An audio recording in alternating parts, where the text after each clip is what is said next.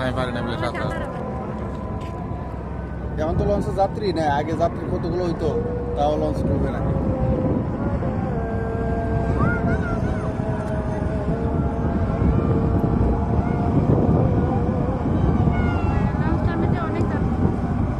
সেরকম লঞ্চটা, এটা তো চাঁদপুর যেতে পারলে ভালো লাগতো। এখান থেকে নারায়ণগঞ্জ যাবো কেন?